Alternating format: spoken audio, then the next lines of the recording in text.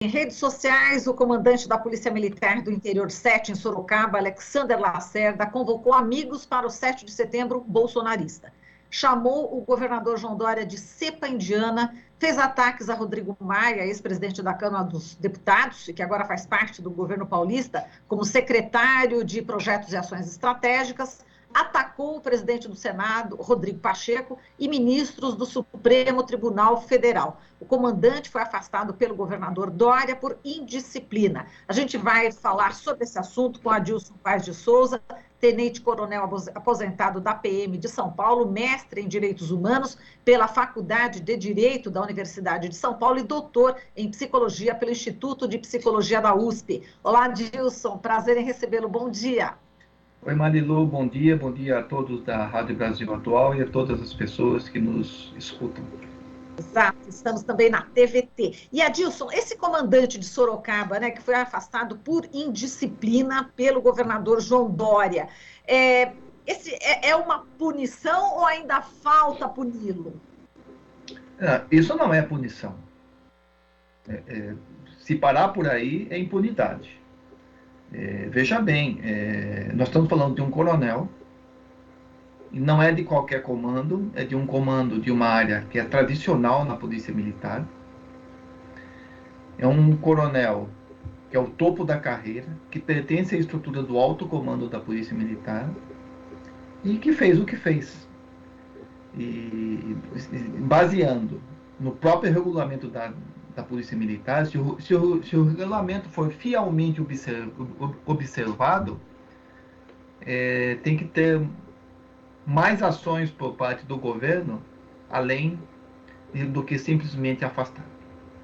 Exatamente. Quais seriam essas ações? Qual seria a punição, Adilson? Primeiro, o regulamento disciplinar é claro. Basta verificar nesses sites de pesquisa, tipo o Google, digitar Regulamento Disciplinar da Polícia Militar do Estado de São Paulo, está lá, é uma lei complementar de 2003. Bom, lá é claro, logo no começo, artigo 8º, 10º, 11º. Ontem eu estudei o regulamento depois desse fato envolvendo esse absurdo com esse coronel da ativa, porque também teve o absurdo com o coronel da reserva, que é o Melo Araújo, que eu acho que a gente deve comentar. Vamos falar sobre. Quanto mais alto é o grau hierárquico da pessoa, mais grave é a punição. Ele é coronel. Qualquer punição que ele pratica, ele merece ser punida com mais rigor do que qualquer outro policial. E o regulamento é expresso ao denominar de grave a transição disciplinar quando ela revela um ato contra as instituições e o Estado. É o caso, porque ele está pregando, além de insubordinação, desrespeito à autoridade constituída, ele está aderindo a pautas de ruptura institucional. Então é extremamente grave. Esse senhor deve ser submetido a processo disciplinar, com o devido processo legal, e ele deve ser punido com a expulsão da Polícia Militar do Estado de São Paulo. Ele deve ser submetido a conselho de justificação e ser demitido da Polícia Militar do Estado de São Paulo. Fora isso, existe a tríplice responsabilidade a que estão sujeitos os funcionários públicos, os agentes públicos. Então, nós falamos da esfera administrativa, que é a punição disciplinar. Ele deve ser processado pela prática de ato de improbidade administrativa previsto no artigo 11 da lei dos atos de improbidade administrativa, por praticar atos contrários aos princípios da administração pública, notadamente o da legalidade e o da impessoalidade, cuja uma das penas, além de sanção pecuniária, uma das penas pode ser a perda da função pública. Terceiro, ele cometeu crime militar, deve ser instaurado imediatamente inquérito policial militar. Então, o senhor governador deve vir a público para mostrar à sociedade as portarias da instauração do procedimento disciplinar e os requerimentos, a representação junto ao Ministério Público do Estado de São Paulo, para que instaure a competente ação civil pública pela prática de improbidade administrativa e pela ação penal pela prática de crime militar, no mínimo de desrespeito. Ou seja, só afastar não é nada. É uma tentativa de botar panos quentes, como se fosse possível colocar panos quentes nessa situação. E por que, na sua opinião, Adilson, o governador João Dória não fez exatamente esse procedimento, né, de acordo aí com toda essa norma interna, enfim? Por que ele não foi devidamente punido? Por enquanto, né? E não se fala mais nisso, por enquanto, né? Como se tivesse resolvido a situação. Marilu, não é de hoje que nós estamos conversando, e você tem acompanhado entrevistas minhas a outros órgãos de imprensa, a questão da bolsonarização das polícias, notadamente as polícias militares, a influência do bolsonarismo nas polícias. Pesquisas com outros viés, com outros objetivos, já têm demonstrado isso. Interação em redes sociais, concordância com as pautas do presidente da República, intenção de voto em 2022, enfim. O presidente Jair Bolsonaro tem adeptos e muito adeptos na Polícia Militar. E não são só as praças, como muitos analistas insistem em dizer.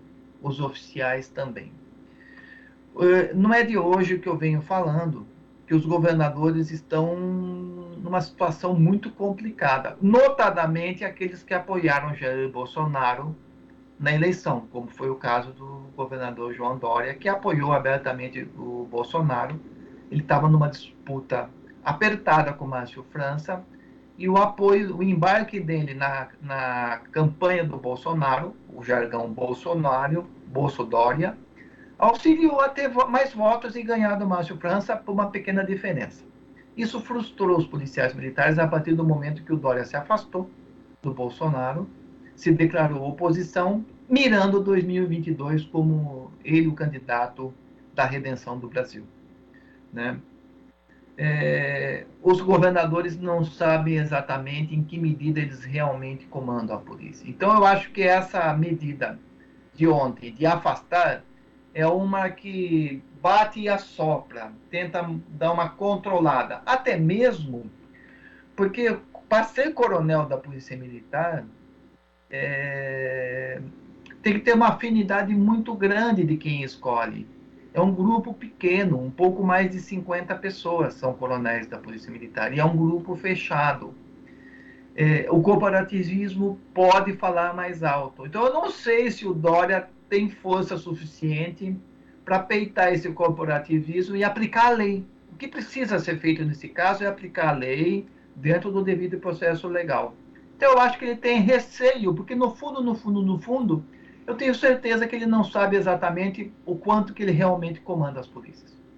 Exato. Agora, falando de governadores, né, e do Dória, ontem eles se encontraram, né, no Fórum dos Governadores, e ele deu o seguinte aviso para os colegas governadores: creiam sobre esse caso, né, creiam, isso pode acontecer no seu estado. Aqui nós temos a inteligência da Polícia Civil, que indica claramente o crescimento desse movimento autoritário para criar limitações e restrições com emparedamento de governadores e prefeitos. Então, ele está alertando aí os outros governadores, e a gente lembra, né, Adilson, que teve aí, ocorreram 2 incidentes, né, com PMs, com apoio a Bolsonaro, aquele motim, né, da PM no Ceará, no começo de 2020, e também a atuação dos policiais em Recife contra manifestantes, né, contrários ao presidente Bolsonaro, em maio, quando 2 pessoas foram atingidas com balas de borracha nos olhos, perderam a visão. Até a vereadora do PT, a Liana Cisne, né, ela também foi atingida na manifestação por spray de pimenta nos olhos.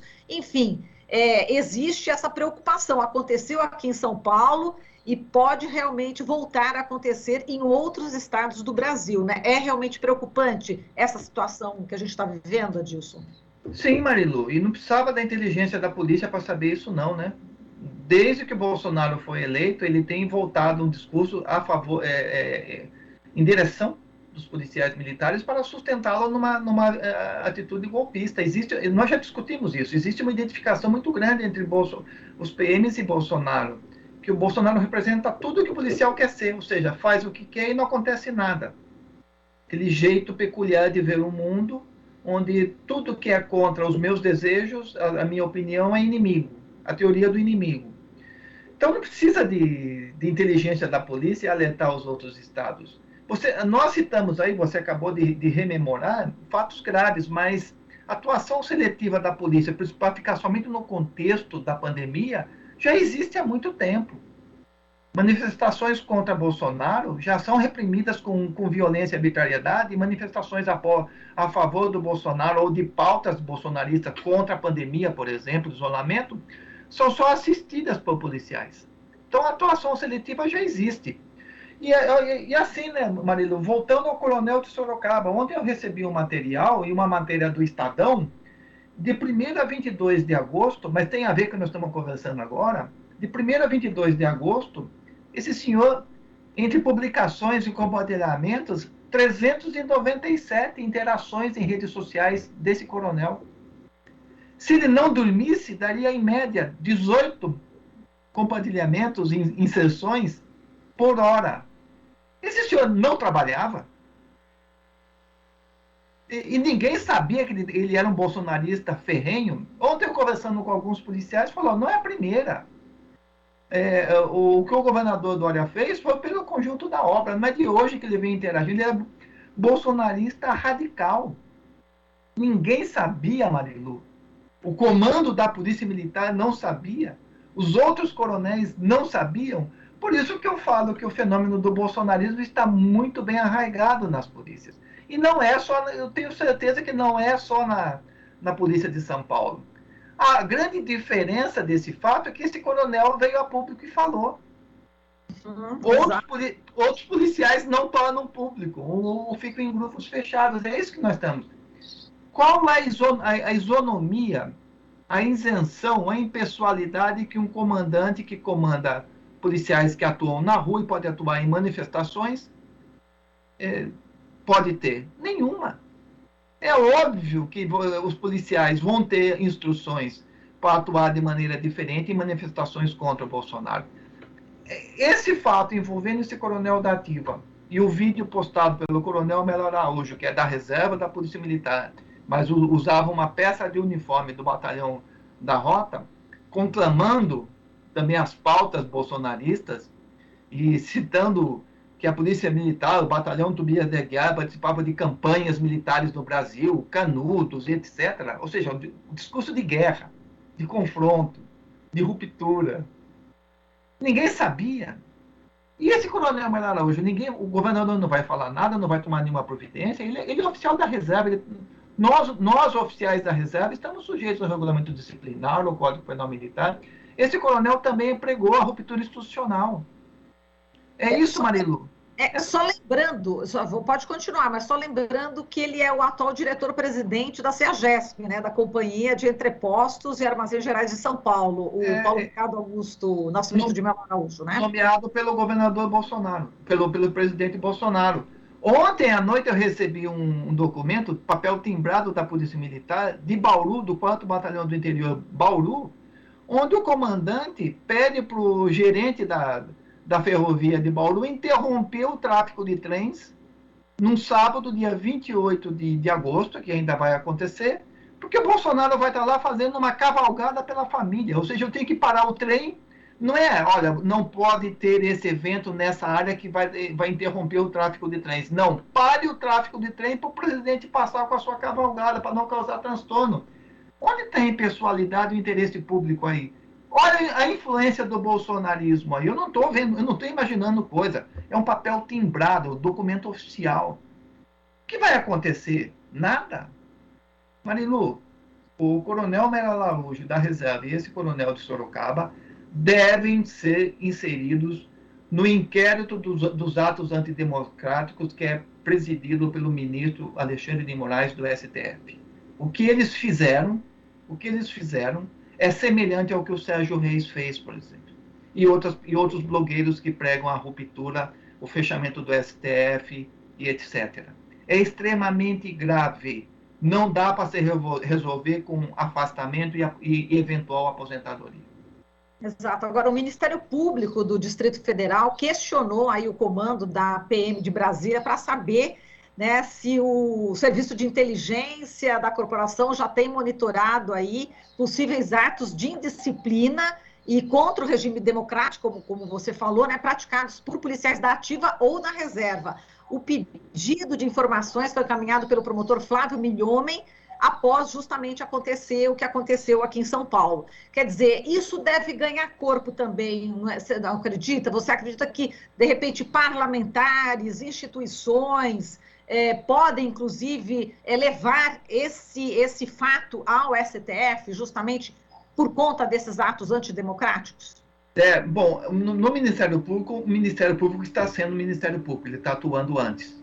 E para a defesa das instituições democráticas, dos poderes constituídos. Ele está corretíssimo, ele tem que ter essa informação.